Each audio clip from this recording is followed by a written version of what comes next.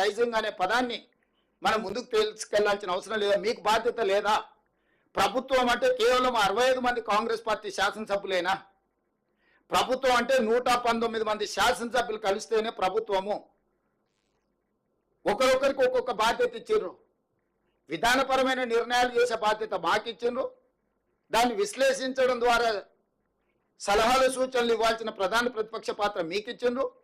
మీతో పాటు BJP, MIM, CPI ప్రతిపక్షాలను విషయాలను ప్రస్తావించడానికి సభలో అందరికీ ప్రాతినిధ్యం ఇచ్చిండ్రు తెలంగాణ ప్రజలు. మన పాత్రలను మనం అందరం పోషిస్తేనే శాసనసభలో స్పీకర్కి right hand side treasury benches అంటే పాలకపక్షం ఉంటుంది, లెఫ్ట్ హ్యాండ్ సైడ్ ప్రతిపక్షం ఉంటుంది. These two are equal, these two are two eyes for speaker. పాలకపక్షంలో ముఖ్యమంత్రి గారికి ఎంత ప్రాధాన్యత ఉంటుందో ప్రతిపక్ష నాయకుడు కూడా అంతే ప్రాధాన్యత ఉంటుంది. అందుకే రైట్ హ్యాండ్ సైడ్ పాలకపక్షం కూర్చుంటే లెఫ్ట్ హ్యాండ్ సైడ్ ప్రతిపక్షం కూర్చుంటారు. ఎప్పుడు అడిగినా మైక్ ఇచ్చే సాంప్రదాయం ఉన్నది పాలకపక్షానికి, ప్రతిపక్షానికి. ఆ ప్రతిపక్ష ప్రధాన నాయకుడిగా మీరు సభకే రారు. దీన్ని ఏ విధంగా చూడాలి, ఏ విధంగా అర్థం చేసుకోవాలి తెలంగాణ సమాజం? ఆ కుర్చీ ఖాళీగా ఉండడం తెలంగాణకు మంచిదా? మీ అనుభవాన్ని, మీ చతురతను ఉపయోగించి పాలకపక్షాన్ని ఇరుకున పెట్టండి. చంద్రశేఖరరావు గారు మీరు వచ్చి ఇరుకున పెట్టడమే కాదు, సూచన చేయండి. మేమంతా యంగ్స్టర్స్. మీ రోజు ఉన్న మంత్రివర్గంలో తుమ్మల గారు, జూపల్లి గారు సీనియర్స్ ఉండొచ్చు, కానీ బట్టి గారైనా, నేనైనా, శ్రీనివాస్ రెడ్డి అయినా, పొన్నం గారైనా మిత్రుడు,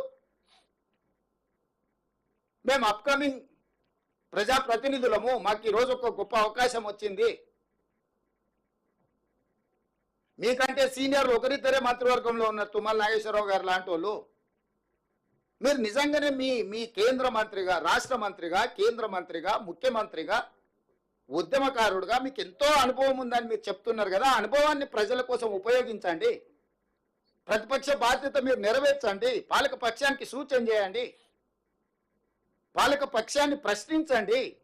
ఇది నిర్దిష్టంగా ఇది అంశము, ఈ అంశంలో మీరు చేసిన నిర్ణయం ఇది, ఈ నిర్ణయం సహేతుకంగా లేదు, దీన్ని సవరించడం ద్వారా పేదలకు మేలు జరుగుతుంది అని మీరు నిర్దిష్టమైన సూచన మీరు చేయండి చంద్రశేఖరరావు గారు. మాకేమి బేసజాలు లేవు. వయసులో, అనుభవంలో మీరు పెద్దోళ్ళు అనుకుంటున్నారు. ఆ పెద్దరికాన్ని మీరు నిలబెట్టుకోండి అని మేము అంటున్నాము.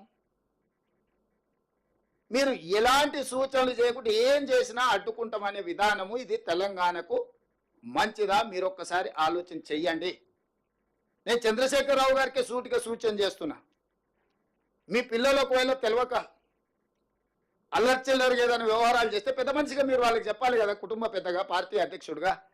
ఇది మంచి పద్ధతి కాదు, 10 ఏళ్ళు మనం నడిపినాం, ఇవన్నీ వ్యవహారాలు పెండింగ్ ఉన్నాయి, మనం చేయలేకపోయినాం, వాళ్ళు ఏదో ప్రయత్నం చేస్తున్నారు, కొంత సమయం ఇవ్వాలి.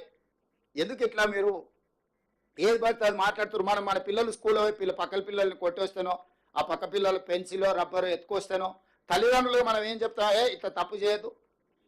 పక్కోడు హోంవర్క్ చేసుకుంటూ ఆ నోట్బుక్లో పేజీలు చించుకొని చించి చెత్తబుట్టలు వేసిరు అనుకో, వీడు హోంవర్క్ చేయడు.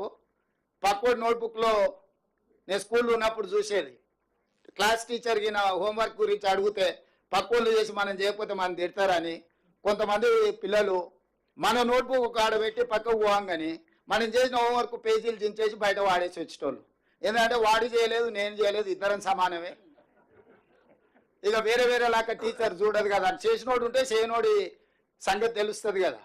సేమ్ అట్లనే మీ పిల్లలు ఇద్దరిని మా మీదకి ఉసిగొల్పి ఎందుకు ఇట్లా చేస్తున్నారు చంద్రశేఖరరావు గారు? పెద్దరికం నీకు మంచిదా? తెలంగాణ సమాజంలో నువ్వే పెద్ద మనిషిని చెప్పుకుంటున్నావు కదా, మాకేం అభ్యంతరం లేదు. మీకంటే పెద్ద మనిషి కేశవరావు గారి పక్కలు ఉన్నారు.